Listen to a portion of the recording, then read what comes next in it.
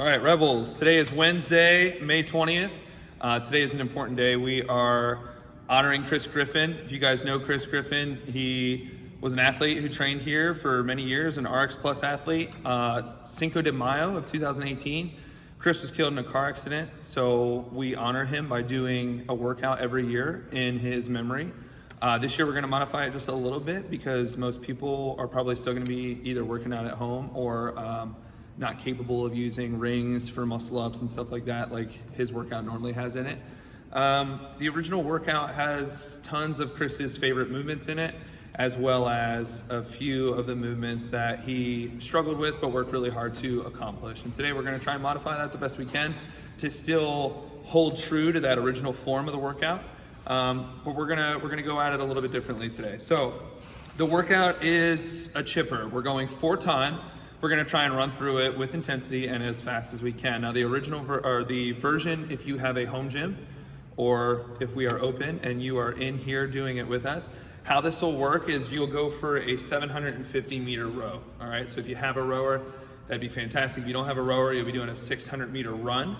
Then this workout tends to be very double under heavy. So you'll go right to 50 double unders.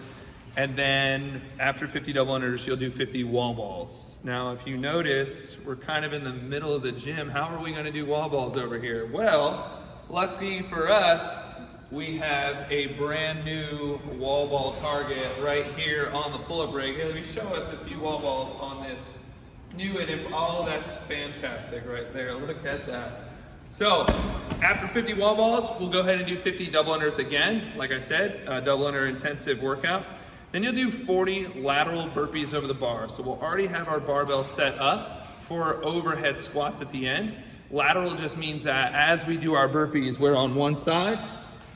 You'll burpee and then you'll jump with both feet at the same time to get onto the other side. So you'll jump both feet at the same time. Once you are over the bar, then that rep is complete.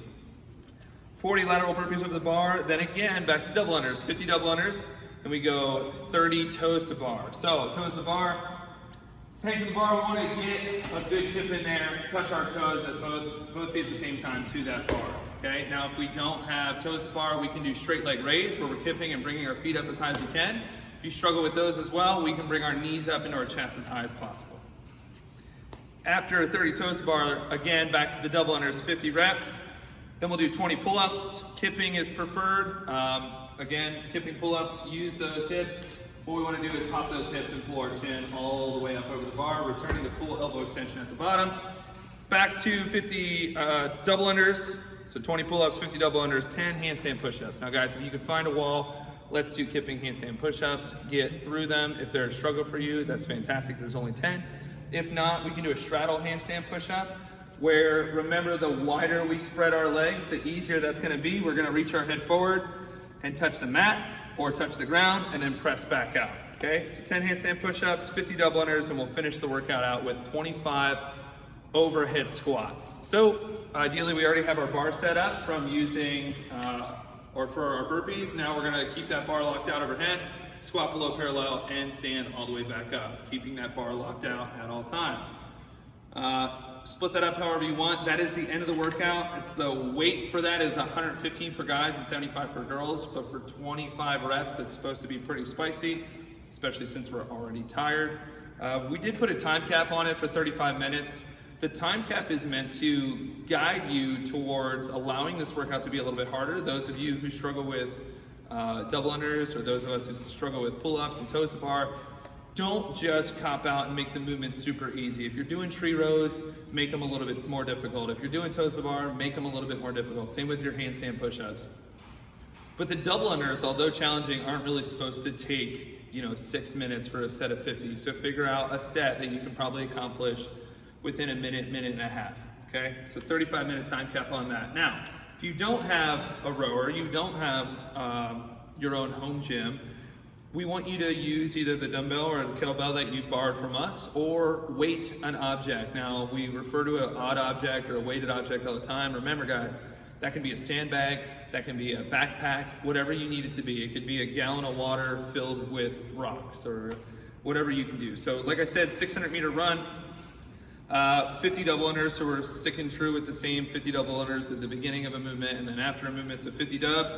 50 jump squats, so squat below parallel, and then we want you to open your hips all the way up and leave the ground.